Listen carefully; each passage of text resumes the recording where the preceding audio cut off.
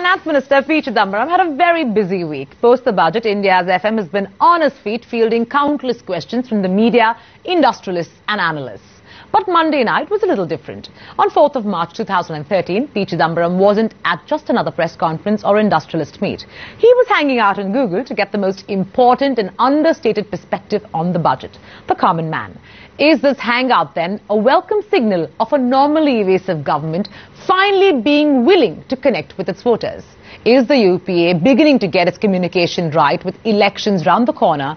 And most importantly, will it be able to successfully leverage the positive sentiment around the budget? Nikita Saxena with all those answers. Technology.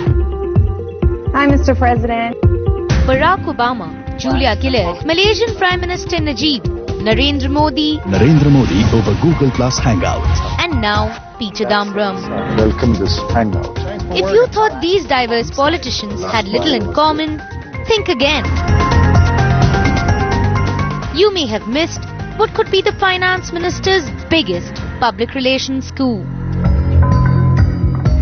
His Google Plus Hangout. The first cabinet minister to embrace a digital interaction of this nature, Chidambaram threw open his budget for public scrutiny. Even in a bad year, India's savings is 30%. The dynamic panel comprising young students, a homemaker, a farmer, industry experts and businessmen like Anand Mahindra and Manish Chokhani put on a no-holds-barred show, a first for the usually elusive government. We could even have a virtual political party in India. Has the UPA finally woken up to the fact that their arch rival is eons ahead of it when it comes to connecting with the masses? We had thousands and thousands of Indians who dialed in to listen to and watch the Google Plus Hangout. Over the last year or so, we are seeing significant movement from several political parties in India to embrace the internet, to embrace the power of the internet in communicating directly to the citizen. This is their means of clawing back some of the turf which they consider their own. It is right that the BJP and even, in fact, strangely, even the left parties are using YouTube and other such digital means far more effectively than the Congress. And the Congress, I think, recognizes that it is miles behind in the race, but also recognizes that in the race for 2014, digital presence is going to be fundamental to victory. Be it through the callous handling following the outburst after the Delhi gang rape, or refusal to engage with the media as the government scrambled to contain corruption scandals and diminishing voter support, the governing party has built an image of being inaccessible and opaque. When it comes to the digital medium, not a single cabinet minister, barring Shashi Tharoor, has an active social media presence. Add to this its controversial stance on screening online content that attracted unprecedented anger from the youth across the country, and the Congress has a communication crisis at hand. Compare this to BJP's likely prime ministerial candidate, Narendra Modi. From being the first politician to use Google Hangouts as early as last year, the use of 3D holographic images for his campaign, 3D technology na madhyam thi avi raha se lokoni vacche, to a highly active digital presence, Modi has been able to leverage technology to his benefit. And how? Reason enough for the Congress to be worried and take a leaf out of his book.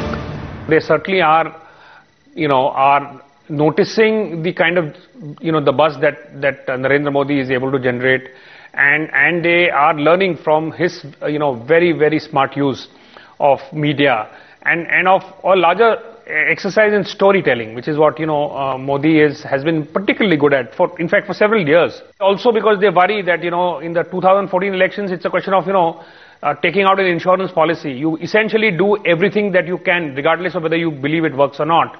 So they know that they cannot take a chance by ignoring what seems to be a very powerful source of strength for the BJP and particularly for Narendra Modi. But for a party that was branded a failure in governance by many, the budget has been Congress's hidden ace. Voter sentiment has taken a turn for the better, and with Moody's credit rating that gave the budget its seal of approval, the Congress has finally begun to get its act right. With the general elections now around the corner, the timing is perfect for the Congress to boost voter confidence, up its digital quotient, and initiate a two-way conversation with the urban masses that it has ignored till now. The government recognizes that it is on a countdown phase. And because it is a countdown phase, it needs to communicate more. It needs to communicate from a position of strength. And the best way it can do is to communicate using the strongest card in its hand. The timing is perfect and the subject is more than perfect.